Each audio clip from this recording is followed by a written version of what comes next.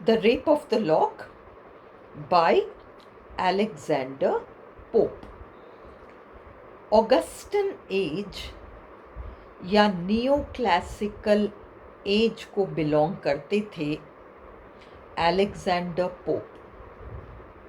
1688 में इनका जन्म है और ये अपने ज़माने के बहुत महान व्यंग्यकार रहे हैं, सैटायरिस्ट रहे हैं। अलेक्जेंडर पोप ने हीरोइक कपलेट्स में अपनी पोइट्री लिखी और बहुत शानदार पोइट्री लिखी है। हीरोइक कपलेट एक विशेष किस्म का स्टैंजा फॉर्म होता है। कपलेट का मतलब दोहा, दो लाइंस। कपलेट का मतलब दोहा, दो लाइंस, और प्रत्येक लाइन में 10 मात्राओं का होना, तबले की ताल की तरह 10 मात्राओं का होना। पहले लाइन में भी 10 मात्रा, दूसरे लाइन में भी 10 मात्रा, तो दोहा, और ये हीरोइक कपलेट कहलाता है। ऑगस्टन एज और नियो क्लासिकल एज में ये हीरोइक कपलेट्स बहुत ही पॉपुलर थे और अलेक्जेंडर पोप की मास्टरी थी हीरोइक कपलेट्स लिखने में। हमारे पोएम का टाइटल है the rape of the lock. 800-900 lines की पोएम है, बहुत लंबी। एमए प्रीवियस में जितनी भी पोइट्री है सब लंबी लंबी 800, 900, 1000 ऐसे लाइन्स की पोएम है, जैसे चौसर का प्रोलॉग, नाइट्स टेल वगैरह वगैरह। ये जो है रेप ऑफ द लॉक, ये भी 800-900 से ज़्यादा लाइन्स की पोएम है और ये पोएम 18th सेंचुरी इंग्लैंड की सोसाइटी को दर्शाता है। 18th सेंचुरी इंग्लैंड की सोसाइटी को दर्शाता है। क्वीन एन, ANNE, इंग्लैंड की महारानी थी इस समय पर। हमारी पोएम हाई सोसाइटी से संबंध रखती है। हाई सोसाइटी में बहुत बनावटी सोसाइटी थी। लेडीज़ और जेंट्स दोनों बहुत आर्टिफिशियल बनावटी थे, परंतु इस हाई सोसाइटी के 2 फैमिली से हमें मतलब है इस पोएम में। एक फैमिली थी फर्मर फैमिली, FERMOR,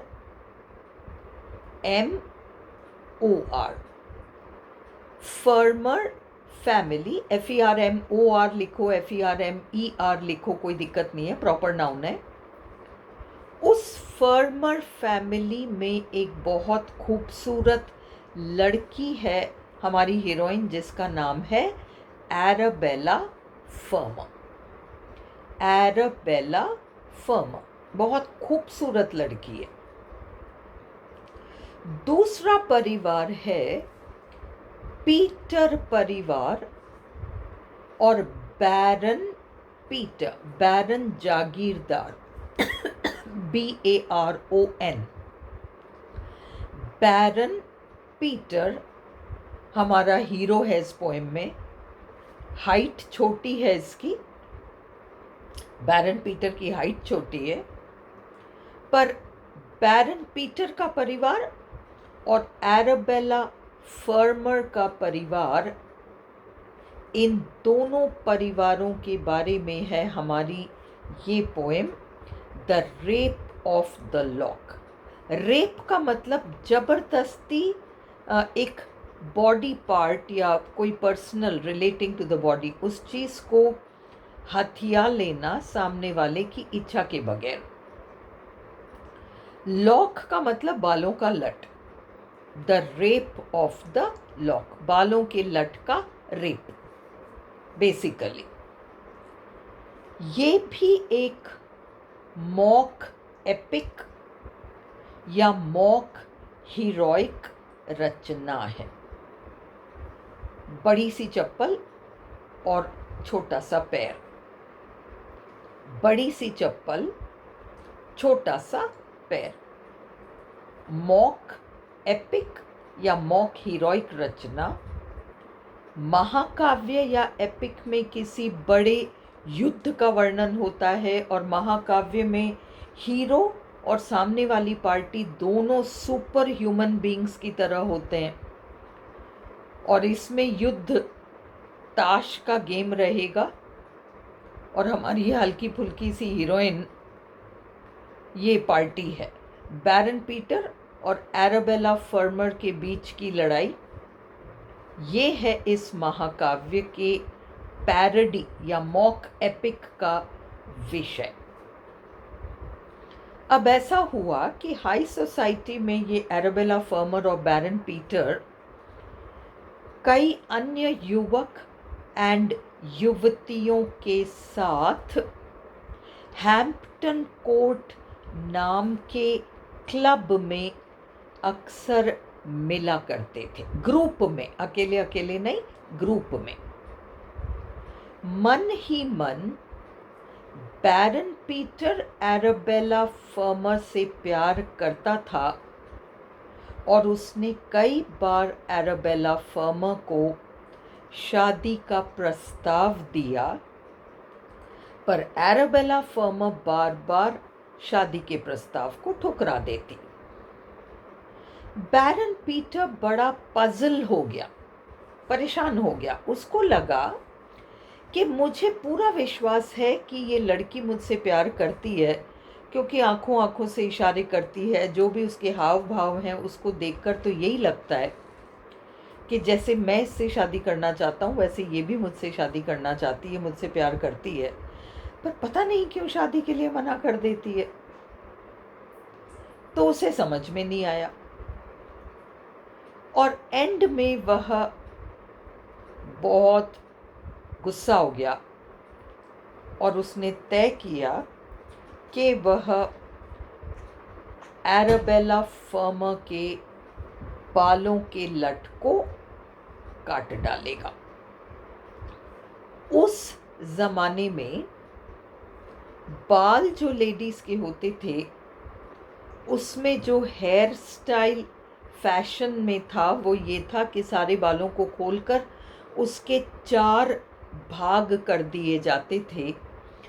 पहले वाले भाग में टाइट टिश्यू पेपर और तार घुमाकर तारों को दबा देते थे और दूसरे वाले भाग में भी वैसे ही टिश्यू पेपर और तार घुमाते थे और तीसरे चौथे में भी ऐसे, रात भर वैसे ही रहो और सुबह वो तार को खींच देते थे तो वो बाल यूं यूं निकलते थे। तो 4 ऐसे, उनको रिंगलेट्स कहते थे।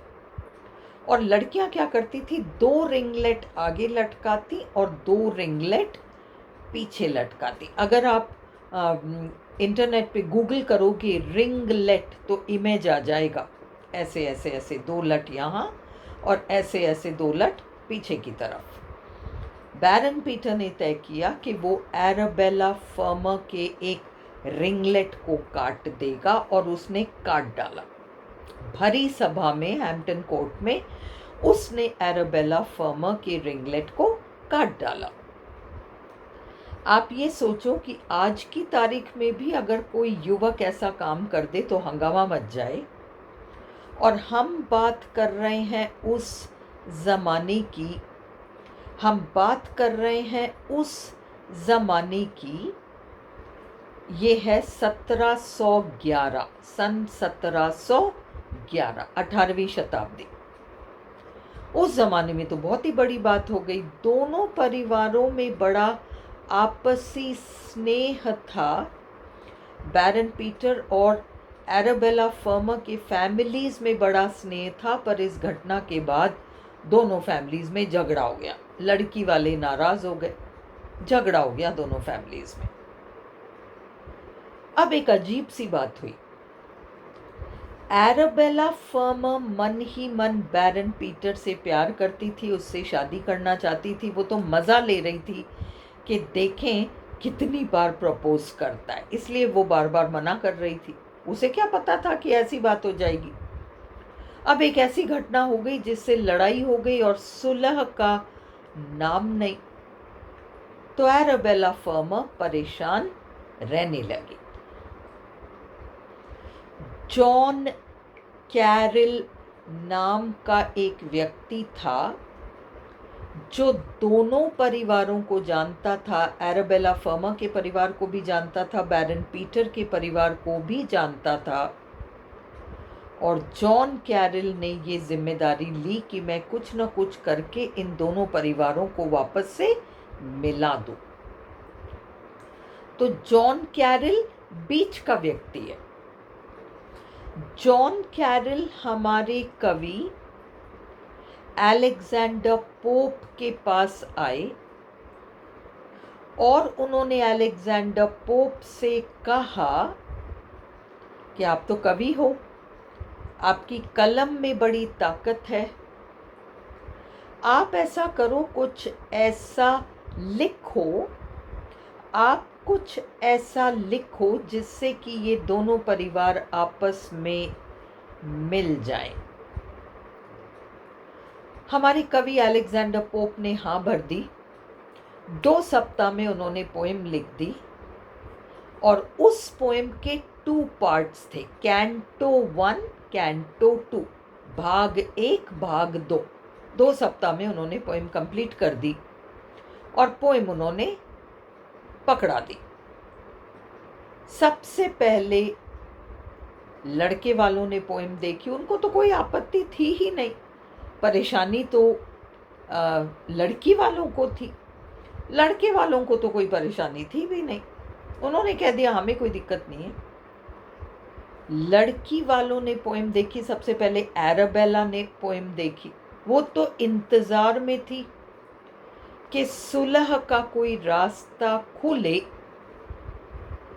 तो हम वापस से मिलें, हमारी मेलजोल बढ़े, हमारे परिवारों का ये जो आपसी स्नेह है ये वापस पहले की तरह हो जाए। वो तो इंतज़ार में थी, इसलिए उसे पोएम में तो कोई आपत्ति नज़र नहीं आई।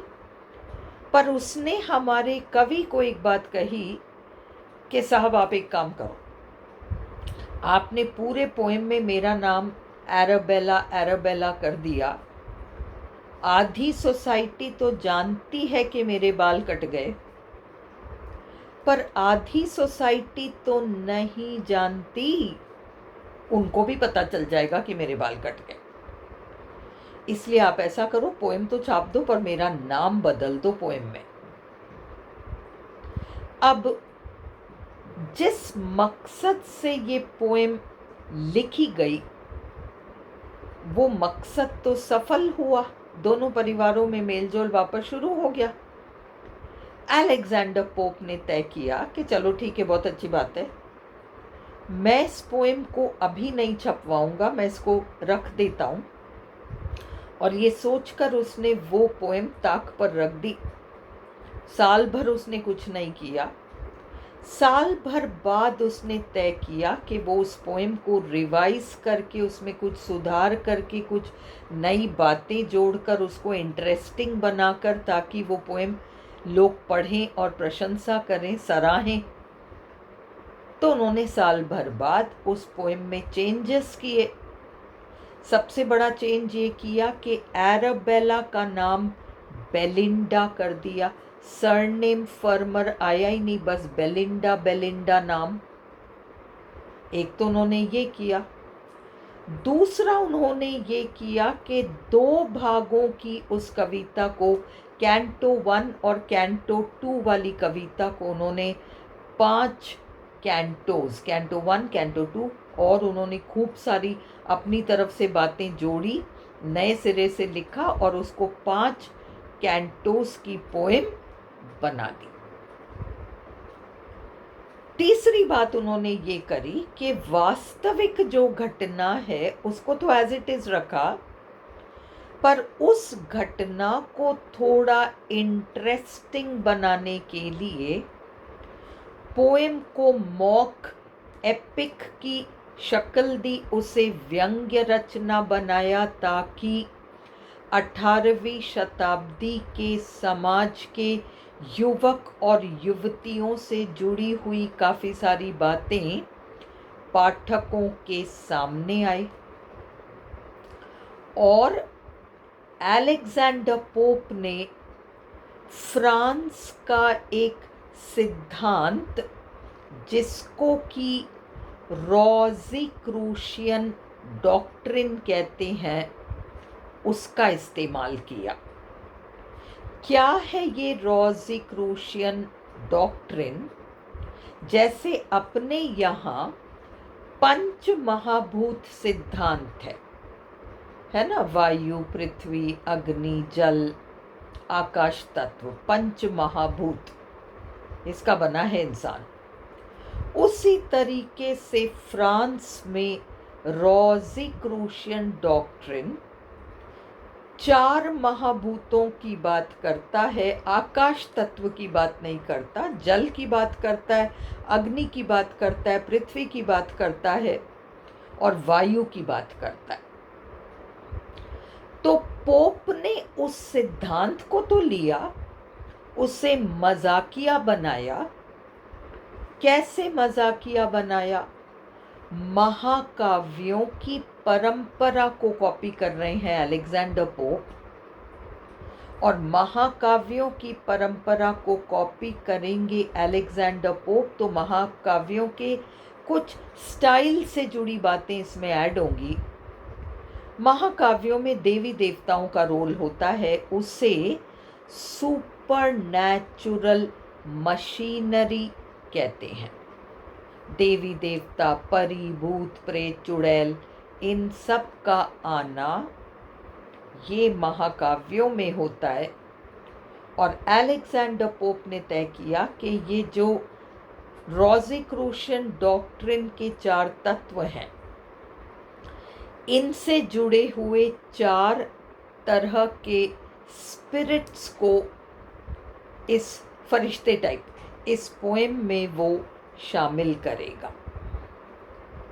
तो अलेक्जेंडर पोप 18वीं शताब्दी के समाज के युवक युवतियों की बात तो करेगा, मजाक उड़ाएगा, व्यंग्य करेगा। उसके साथ उसने वर्णन किया है 4 तरह के तत्वों का और प्रत्येक तत्व से जुड़े हुए कुछ फरिश्तों का। जैसे जिन महिलाओं में क्रोध बहुत ज़्यादा होता है, जिन महिलाओं में क्रोध बहुत ज़्यादा होता है, उनमें अग्नि तत्व की प्रधानता होती है और वे मरने के बाद सैलमेंडर्स नाम के अग्नि से जुड़े फरिश्ते बन जाते हैं। ये नोट्स में है आपके। इस पोएम में सैलमेंडर्स का कहीं कोई रोल नहीं है। जो महिलाएं बहुत ज़्यादा हाँ जी हाँ जी हाँ जी टाइप की हैं, उनमें जल तत्व की प्रधानता होती है, ऐसा हमें पोप बताते। मजाक है, ये व्यंग्य है, और इसलिए वे मरने के बाद निम्फ्स बनकर जल में रहते हैं। हमारे पोएम में निम्फ्स का भी कोई रोल नहीं है। जो महिलाएं न खुद खुश रहती हैं न दूसरों को खुश रहने देती हैं, उनमें पृथ्वी तत्व की प्रधानता रहती है और वे मरने के बाद नोम्स बन जाते हैं। GNOMES, नोम्स, पृथ्वी तत्व से जुड़े हुए फरिश्ते। ऐसी कल्पना पोप ने की है और हमारे पोएम में एक नोम का रोल है, केवल एक सिंगल नोम, जिसका नाम अम्ब्रियल है। पोएम में आएगा, आगे नोट्स में आ जाएगा। एक नोम। और चौथा वायु तत्व, मतलब जो लेडीज़ हैं, कपड़े चाहिए, फैशनेबल कपड़े, जेवर, बॉयफ्रेंड्स, ये नया वो नया, वहाँ घूमना है, ड्राइव के लिए जाना है लोगों के बग्गियों में, इनमें वायु तत्व की प्रधानता होती है, ऐसा अलेक्जेंडर पोप कहते हैं, और वे सिल्फ्स कहलाते हैं, SYLPHS। और हमारे पोएम में सिल्फ्स का बहुत बड़ा रोल है, और सिल्फ्स जो हैं उनका राजा है एरियल नाम का सिल्फ, जो हमारे पोएम में आएगा एरियल। शेक्सपियर का नाटक है एक द टेम्पेस्ट, और उस टेम्पेस्ट नाम के नाटक में एरियल नाम का एक फरिश्ता है। तो एरियल नाम के उस फरिश्ते की कल्पना यहाँ की है, वायु तत्व की प्रधानता रखने वाला, सिल्फ्स का राजा। तो एरियल शेक्सपियर के नाटक में भी आ रहा है, एरियल यहाँ पर भी आ रहा है।